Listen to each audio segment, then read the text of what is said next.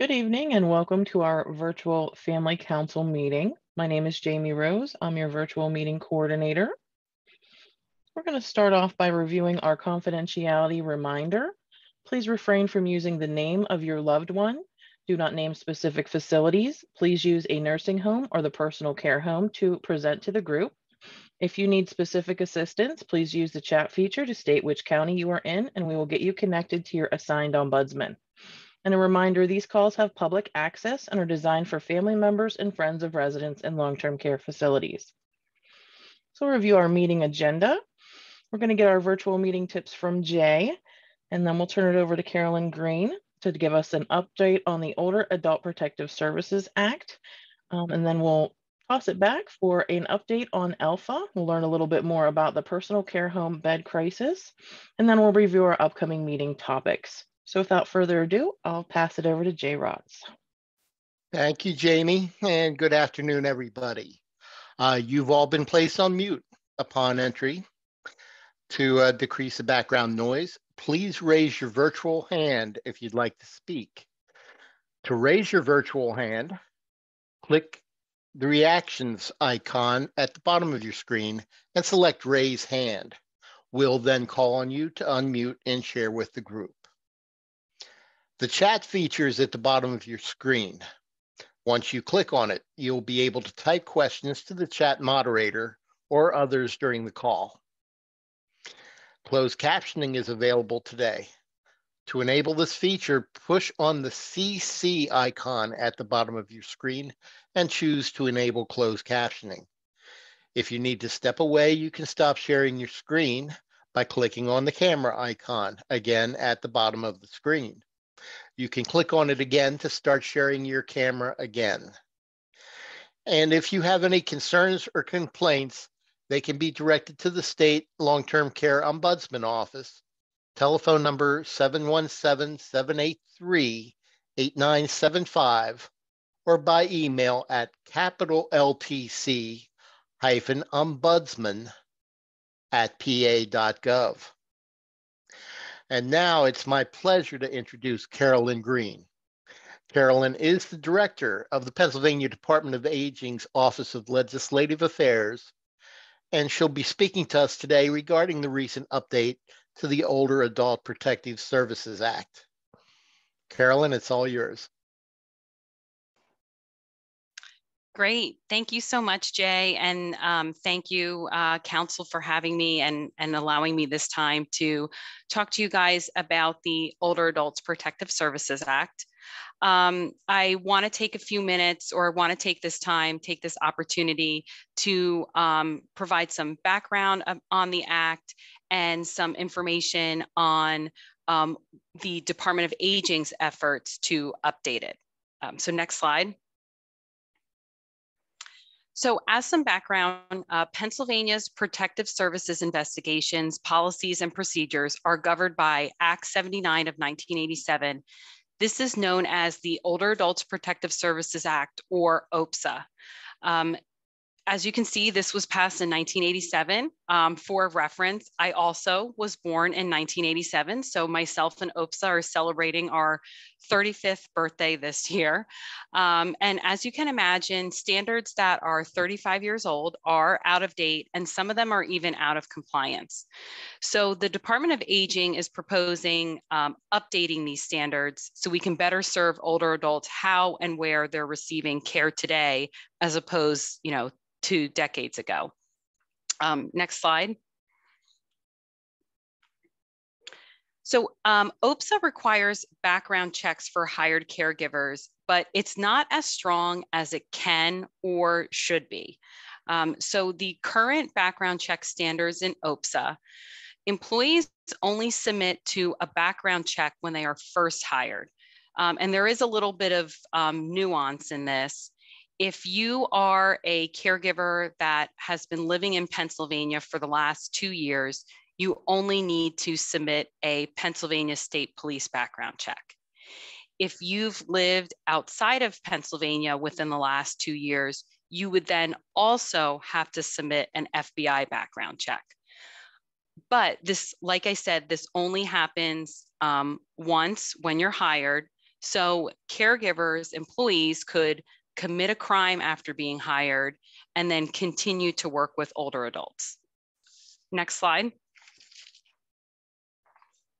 So we are looking to strengthen, the Department of Aging is looking to strengthen these 35-year-old standards. And that means, one, stronger background check requirements. We are asking that new hires submit an FBI background check since they are more comprehensive. And then we also want to put a reoccurring background check process in place. So we're proposing utilizing a Pennsylvania State Police background check every 5 years. And then second, we are looking to implement employment bans. OAPSA needs to be updated regarding who should be banned from employment as a caregiver. So for example, some crimes that we're advocating that should be added are institutional sexual assault, neglect of a care dependent person, strangulation, and identity theft. Those are just a few examples. And since OAPSA hasn't been updated in decades, these crimes, which seem pretty common sense, which should be already prohibited crimes, are not included in OAPSA. Next slide. So I want to take a minute and just kind of share, I want to share two real life examples that show the importance of OAPSA. The first is in October of 2021, Attorney General Shapiro arrested a caregiver in Delaware County for stealing clients' personal information and claiming nearly $90,000 in unemployment benefits. This caregiver was charged with identity theft, among other crimes. So if you remember my last slide, identity theft is not currently a prohibited crime in OAPSA. So without updating OAPSA, this caregiver could, go to a long-term care facility, go to another nursing home, and be hired to work with older adults. The long-term care facility they might have personal policies, but they wouldn't be required to deny this person employment. Next slide. Another example, in December of 2021, a Luzerne County caregiver on the night shift abandoned 2 individuals under his care. Caregivers arriving the next morning discovered the care-dependent individuals injured and bleeding. The night shift caregiver who left was charged with neglect of a care-dependent individual, among other crimes. So again, back to my previous slide, neglect of a care-dependent individual is not a prohibited crime currently in OAPSA. So again, this person could apply for another job and be allowed to work with older adults. Next slide. So I just wanted to I've been focusing a lot on the background check component on OAPSA. So I wanted to share also some other background check requirements. These are requirements by law for other professions. Some are in the caring realm and some aren't even directed or related to healthcare at all. So first example, insurance producers and agents, they are required to get both an FBI and Pennsylvania State Police background check when applying for their insurance license. This was an interesting one to us here at the department. Pawnbrokers need, again, both an FBI and Pennsylvania State Police background check prior to opening business.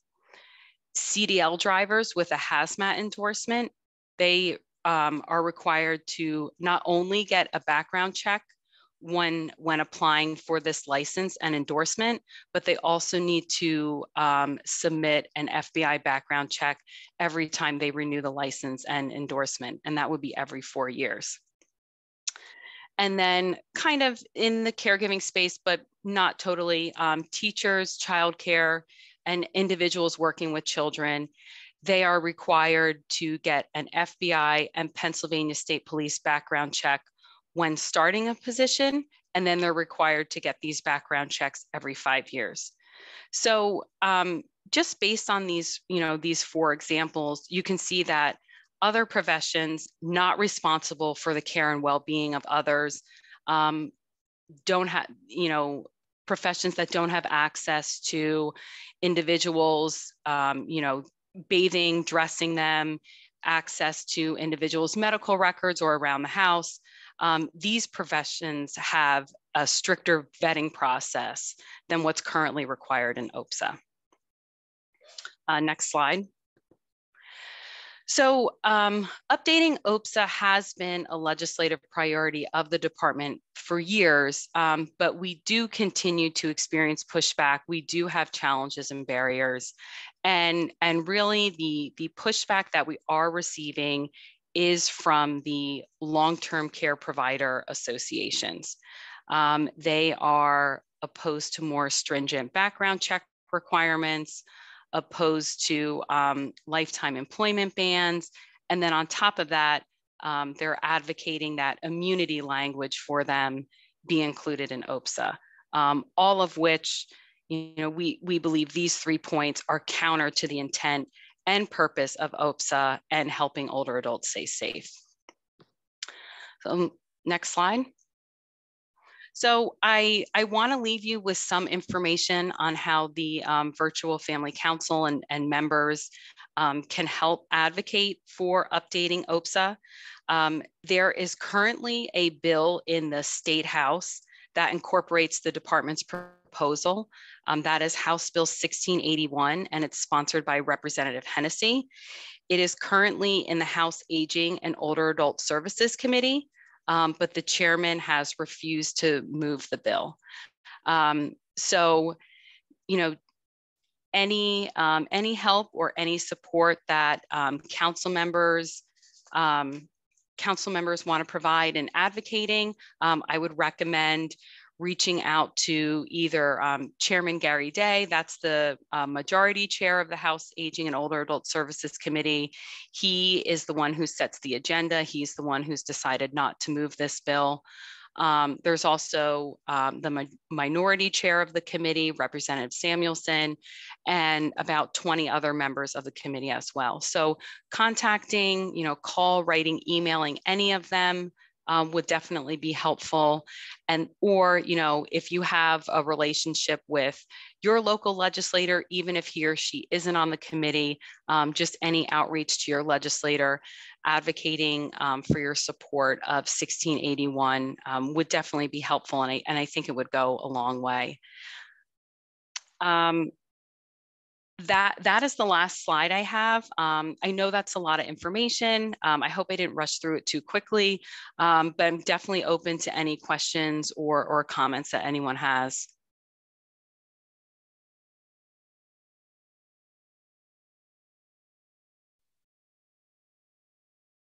I think we need to give everybody a minute to catch up. Yeah. That's a lot of information. And my mind's blown that some of those things were not included, but if it hasn't been updated in 35 years, it makes sense. Yeah. I think that's a great point, Jamie. That's one of the main driving factors why aging wants to update OPSA. It's just because the standards are so outdated. Where and how older adults receive care is much different now than it was in the late 80s. It's much different now in the last 20 years. There's been such a push for home and community-based services. I'm sure even the trends in nursing homes have been different.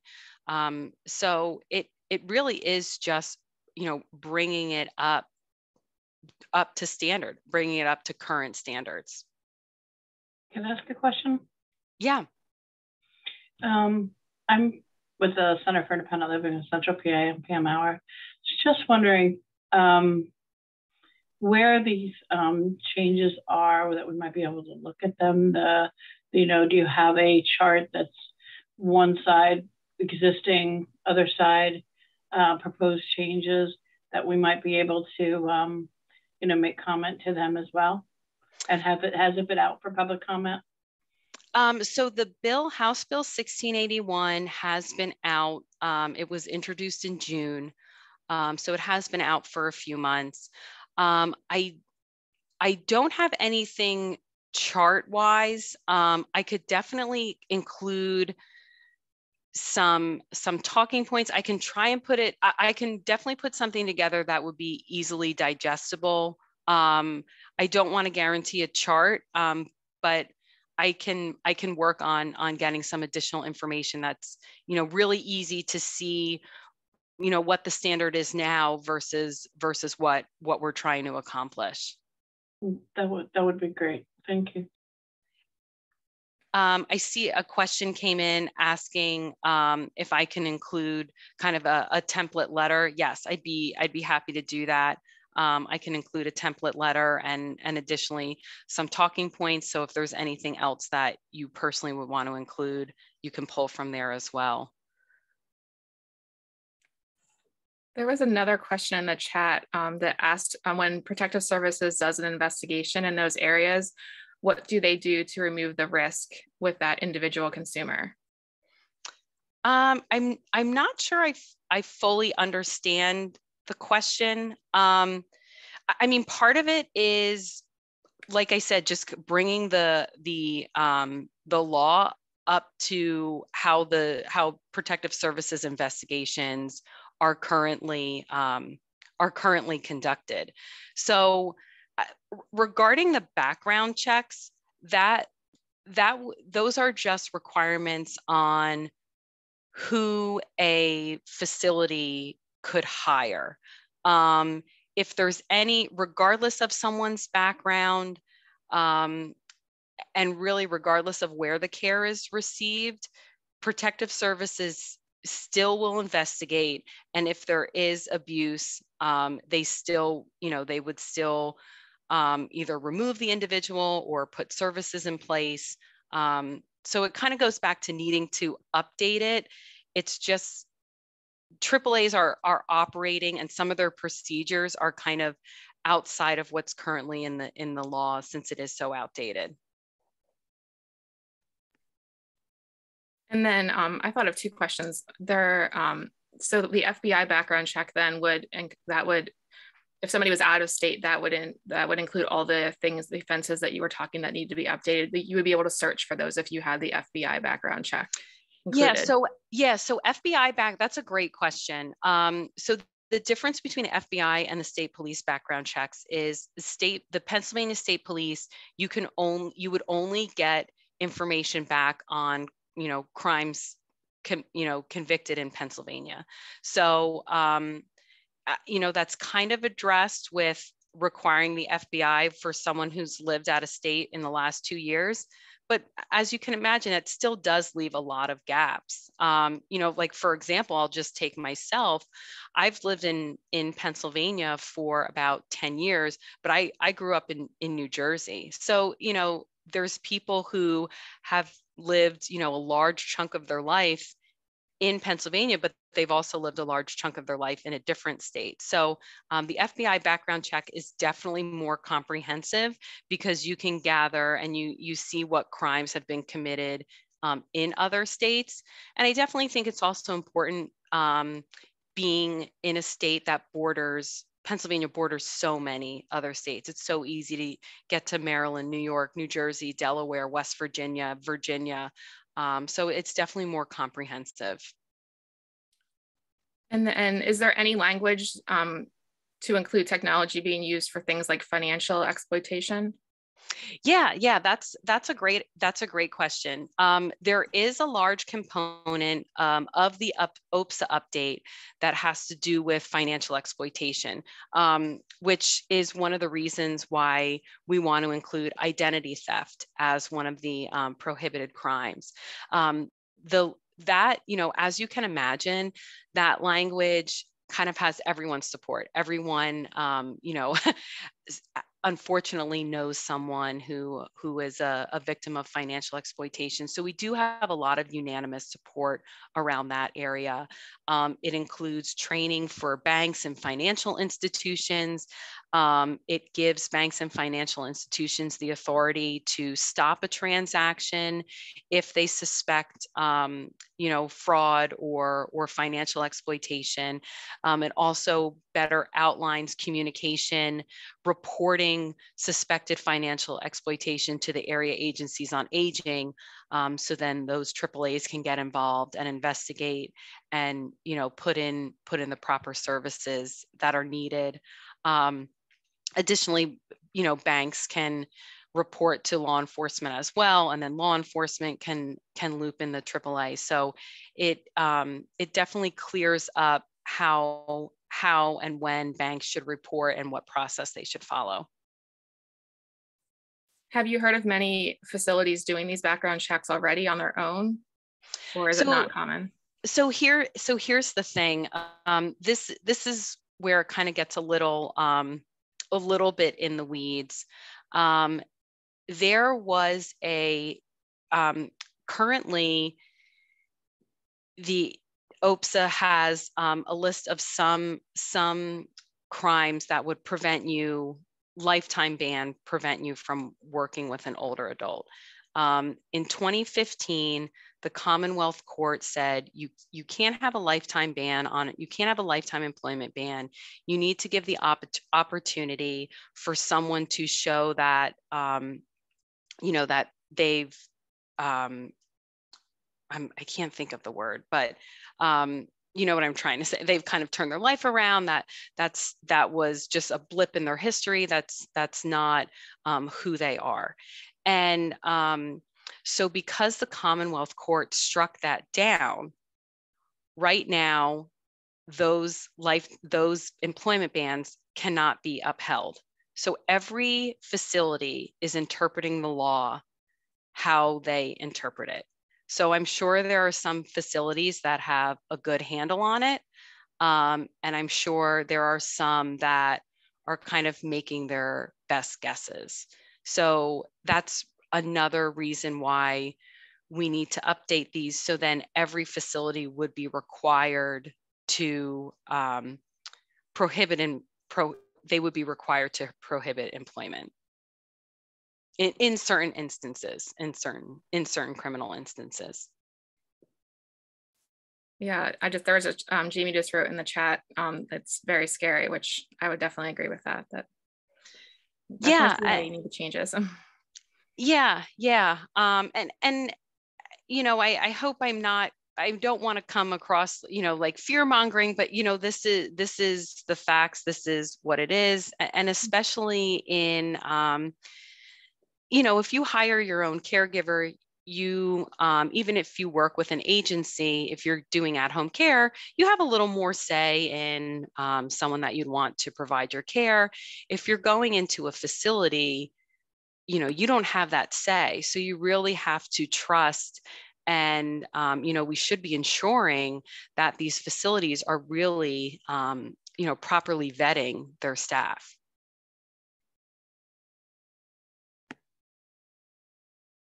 I don't see any other questions in the chat right now. Thank you so much. And I have no hands, Caitlin, so. Alrighty. Thank you so much for all the Thanks so much. I will. There's one that just popped up in the chat here. The person says, I know as a past employee of a school district that criminal history background checks to acts were becoming more expensive and problematic to get after I left. Was expense an issue? Yeah, so I think there's two ways to look at that. So originally what our proposal is we wanted the background check process to be similar to what teachers do. So if you remember on that slide I had, it was both state police and FBI when you get hired, and then every 5 years. So, that if you get both, I think it could be around $50. They're each in the $20 range. Granted, that is over a span. They are good for 5 years. So it is, a $50 payment, but it is over 5 years.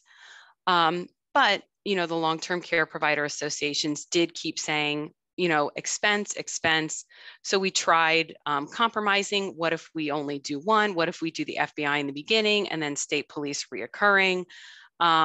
Even trying to compromise, I'm going to be honest, the long-term care providers were not very open to that. So, I think think it could be an issue. But again, you know, it is a cost that's kind of spread over 5 years. I see someone just posted most schools or agencies reimburse the clearance cost.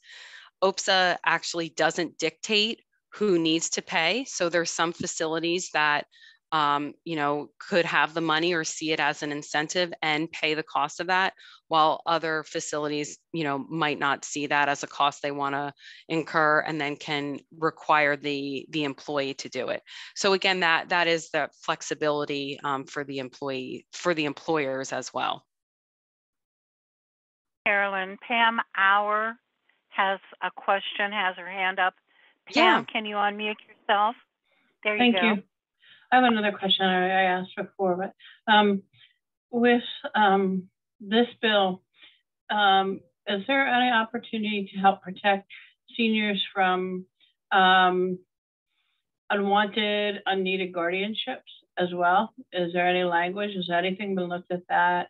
And also, what autonomy looks like for seniors who might be in a situation that they want to try to handle themselves before being pulled out. We want to protect our seniors, of course, but we've seen too many times, well, as Senator for Living, people being taken out of their home early before all the information is provided. And is there any room for any of that? So there's nothing in OPSA around guardianship. There's no changes to the guardianship process that this bill would include, but we did make sure that there's still language in there that if an older adult has capacity, you know, they have the right to deny services, to deny involvement or services through protective services.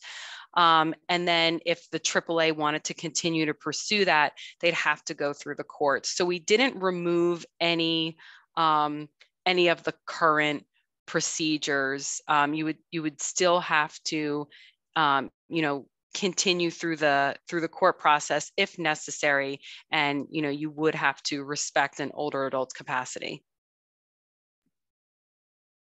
Thank you.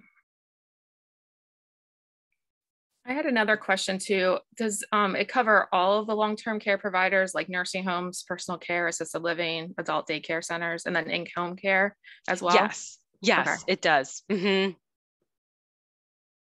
Yeah, and I don't have the language pulled up, but I know we also included kind of like catch-all language that says, any caregiver who's in a contractual relationship with an older adult, just to, sometimes you don't go through a home care association, sometimes you're not in a facility.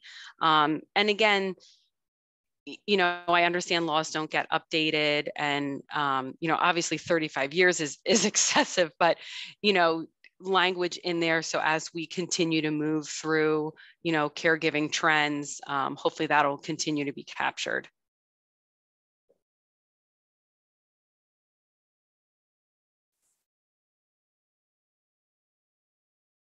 Don't see any more questions right now in the chat. Thank you so much. Yeah, thank you so much. And I think Jamie commented that she'll share the slides, but I will also work on contact information for the other members of the House Aging and Older Adult Services Committee. I can provide a link to, thank you, Corey, for you linked the bill. I can also put in the chat how to find out who your legislator is. So I appreciate everyone's time and some really great questions and conversation. Yes, thank you so much for sharing this information with us, and hopefully we can get some support for the updates. All right, and as Carolyn mentioned, we will make sure that you get all this information in our follow-up email. All right, so now we're going to switch our gears just a little bit over to talk a little bit about ALPHA. So that is the Alliance for Low Income Personal Care Home Advancement. I know we had mentioned them in the past, but we're doing a little call to action here. So a little brief information about the crisis that we have at the moment. So the Pennsylvania Personal Care Home Supplement provides gap funding to very low income individuals in need of care. So they combine federal and state payment is only $39 a day for their care right now in personal care. One of the graphics that Alpha uses is you cannot board a dog in a boarding home for $39 a day, but they're requiring, you know, individuals to be taken care of in facilities for an entire day. There has been no increase to this since 2006. So it's been quite a while. And I think we can all think of all the increases and even our personal budgets that have gone up since 2006. Another issue we have lost more than 410 of these personal care homes since 2015, resulting in a reduced capacity of over 1,700 individuals. So we've lost that many beds, and we're really getting to a point where, you know, it's very difficult for folks to find somewhere to go. The personal care homes in PA supports residents in their home communities and are more affordable linked to our long-term care system. So it's really our first step. So if we right size the personal care home supplement, we'll be able to help rebalance the long-term care system. So in the long run, it'll save the Commonwealth money and preserve community opportunities. So keep people in their, you know, home community. And then what would happen if, you know, we keep continuing to lose these beds? So they're inappropriately placed in nursing facilities, so way above their level of care, remain at risk for without critical supervision and support. They get transferred to personal care home beds that are really far away from friends and family, or they can remain in the hospital long past their discharge time. So those are all things that would impact the residents greatly. So the ask that they have for Alpha to support this, they increased the personal care home supplement program. This was in the governor's budget to increase by 50 million. And that would increase the rate from $39 a day to $72 per day. Currently, the providers, you know, who are accepting the supplement are, they say, one crisis away from closure. So if they would have something like a heating system that they would have to replace, that could be, you know, result in them having to close their doors. They were, you know, continue to struggle to maintain their properties, stay current on utilities, and get quality staff, especially during the COVID pandemic. So the ask here would be if you can spare 5 minutes to send an email to your local representatives to show support for this growing crisis. So Alpha has actually put together a really neat software. So we're going to make sure we get that to everybody. It is very neat. You just plug in your name and your home address, and it'll give you instantly who your legislators and representatives are for your area, and just plugs them right into an email. And all you have to do is put your email in there and push send. I think I did it in 3 minutes. So we'll have that all sent out to everybody. And we just wanted to open that up for questions. We thought this was a really good time to, you know, share the wealth and do a call to action and get all these things out on the plate for everybody. So does anybody have any questions? I know I covered that pretty quickly, just like Carolyn did, but.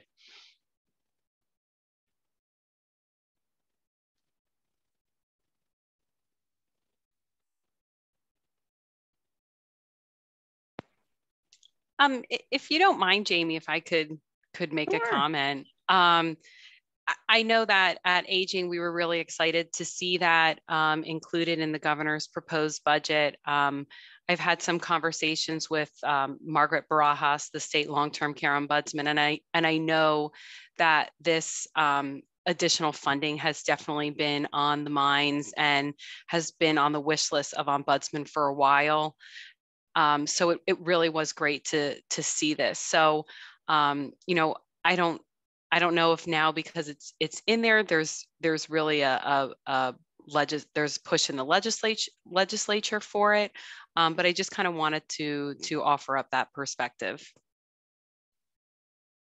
Yeah, I think all the ombudsmen across all the regions, you know, when they hear of a personal care home closure with SSI beds, I mean, it's a panic because you're like, where are these folks going to go? You know, we really have to reach out sometimes, you know, across regions, and these poor folks are traveling 4 and 5 hours just to find a bed that they can afford. So it's something we've definitely, like you said, been working on for years.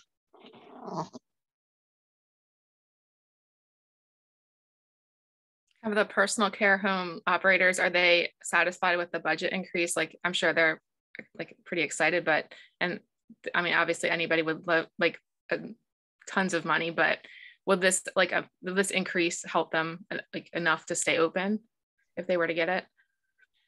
We're figuring that, yeah, that increase would be kind of accounting for all the, you know, heating increases, the cost of, you know, paying good quality staff, training good quality staff.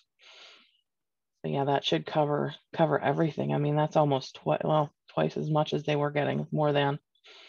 So it's phenomenal how they're able to do it now and have maintained it since then.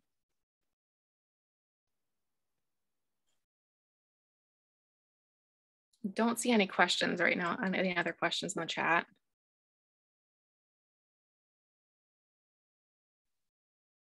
All right. If anybody is like me and they come up with questions after the meeting, you know how to get in contact with us. You can shoot an email over to Jay or over at our Facebook page. So we'll continue on here. We have a really nice lineup for everyone. Our next meeting on March 22nd, we're going to hear from hospice. They're going to describe some of the services that are available in long-term care and how you can get those services for your loved one if you feel that they're, you know, in need of those services. And then we're going to come on April 5th.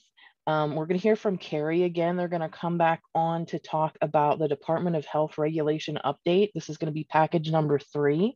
So there's a couple of interesting parts in that package that Carrie really wants to bring to our attention and try to get some support there. And then to finish out April, we're going to bring back a panel of our peers. So we're going to hear from our residents and see how they're doing during, you know, this reopening. And I'm sorry, my cat wants to join the meeting today. Alrighty. So thank you everyone for attending. If you have any specific concerns or complaints, you can contact the State Ombudsman Office, 717-783-8975, or shoot an email at ltc-ombudsman@pa.gov. So thank you so much everyone for joining us. And hopefully, you know, these supportive materials will be out tomorrow, and you can contact your legislators from there. Thank you.